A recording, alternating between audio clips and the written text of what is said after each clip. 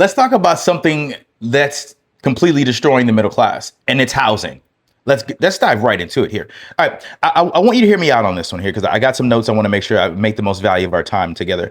Uh, this is one of the most sophisticated traps ever built. We're talking about housing now. If you rent, you're paying someone else's mortgage. Obviously, it's not your house, right? Here's the catch. You're building their wealth, not yours. Rent goes up every year. You have no equity, so on and so forth. You have no stability in the thing, no fight in it, right? But if your landlord decides to sell, you have to get out of the apartment or the house, right? Got it. But here's the thing. If you try to buy, the interest rates are extremely high, right? Home prices are inflated. Down payments are unreachable for most working Americans, right? Most working Americans don't have $25,000, $20,000, even $10,000 sitting around for a down payment on a house, right? So what does that mean?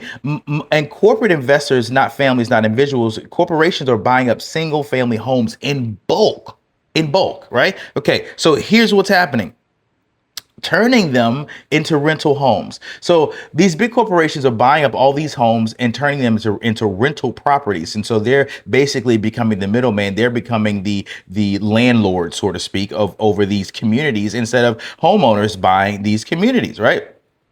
So renting is going to trap you, and buying has been nearly made impossible for the average person. This is not market. This is simply a monopoly. And guess what?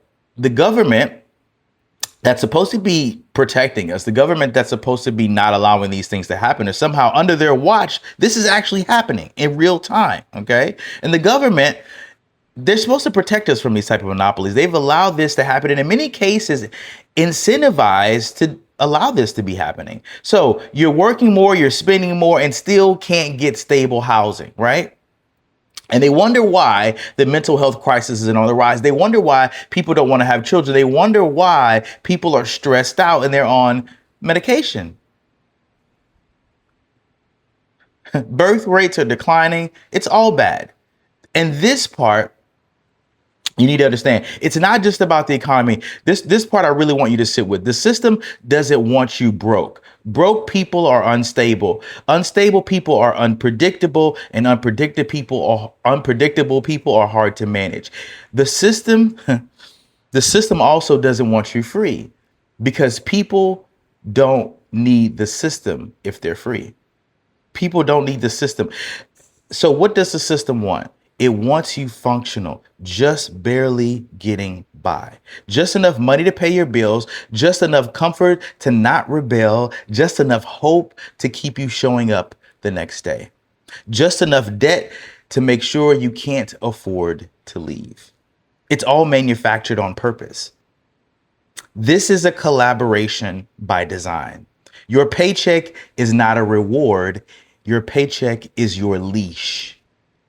Let me say that again. Your paycheck is not your reward. Your paycheck is your leash. Come here, sit, stay, don't move, roll over, play dead. And every year, the math gets a little bit higher. Wages inch up slightly. Housing costs rise.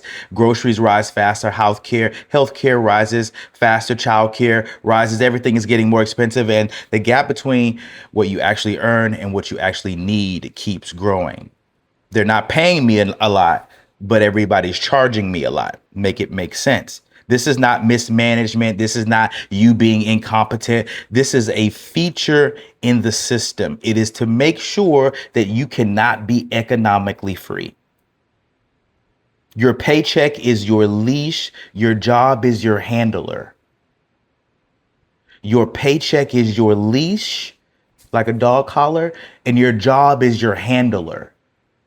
They make sure you don't get out of line and you do what you're supposed to do to keep everything in flow. I hope I'm making sense.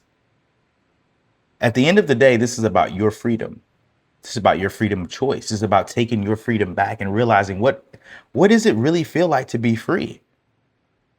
What does that really feel like?